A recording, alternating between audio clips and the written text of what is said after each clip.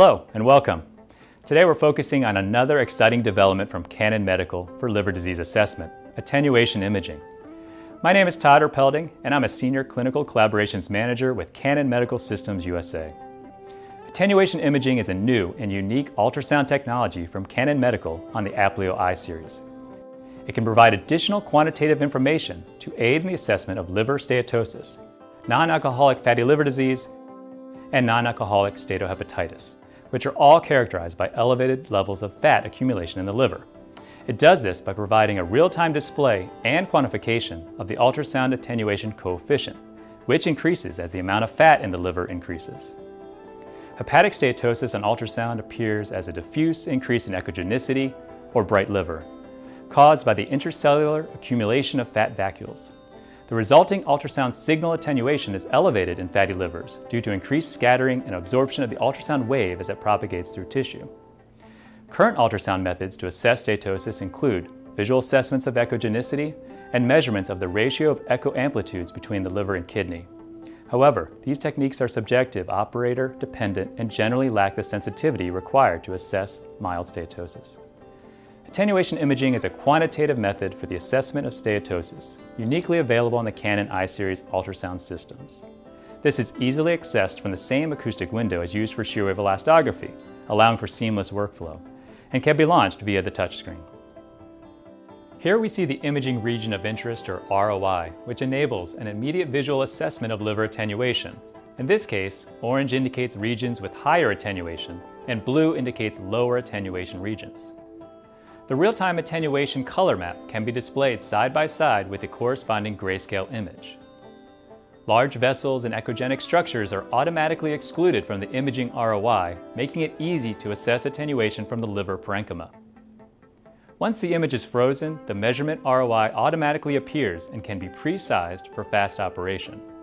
After ROI placement, a single button press completes the acquisition. The mean intensity curve is the average intensity along the depth direction within the measurement ROI and is used to calculate the attenuation coefficient displayed at the bottom in units of dB per centimeter megahertz.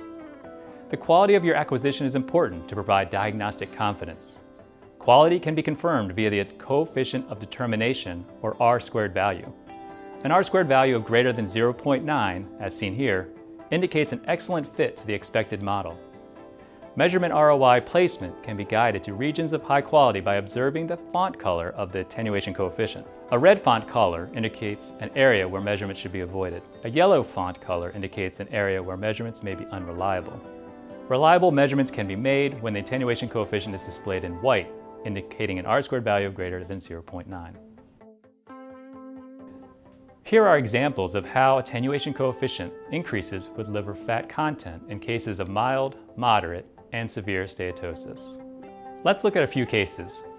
This is a man in his early 20s diagnosed with non-alcoholic steatohepatitis, or NASH, and ulcerative colitis, showing fatty liver on qualitative ultrasound. Histopathological examination following liver biopsy demonstrate F2 stage fibrosis and A2 grade inflammation, indicating significant fibrosis and moderate inflammatory activity.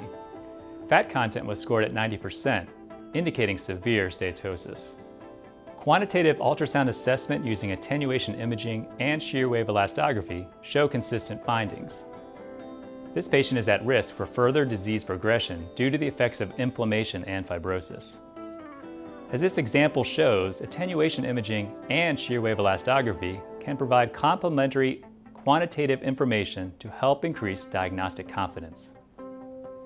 When NASH progresses to liver cirrhosis, the extent of steatosis will decrease, as shown in this example from a 60-year-old female with burned out NASH. Histopathological examination following liver biopsy demonstrate F4 cirrhosis, A2 grade inflammation, and 8% fat content. In order to fully investigate burned out NASH, both liver stiffness and steatosis need to be examined. A more comprehensive liver disease assessment can be performed using the quantitative results from both shear wave elastography and attenuation imaging. In conclusion, the prevalence of fatty liver disease is on the rise, and its assessment is a continuing challenge. Attenuation imaging is a quick and easy, quantitative method to aid in steatosis assessment, and is another way that the Applo I-Series from Canon Medical is expanding the use of ultrasound. For more information, visit our website or follow us on YouTube and Twitter. Thank you.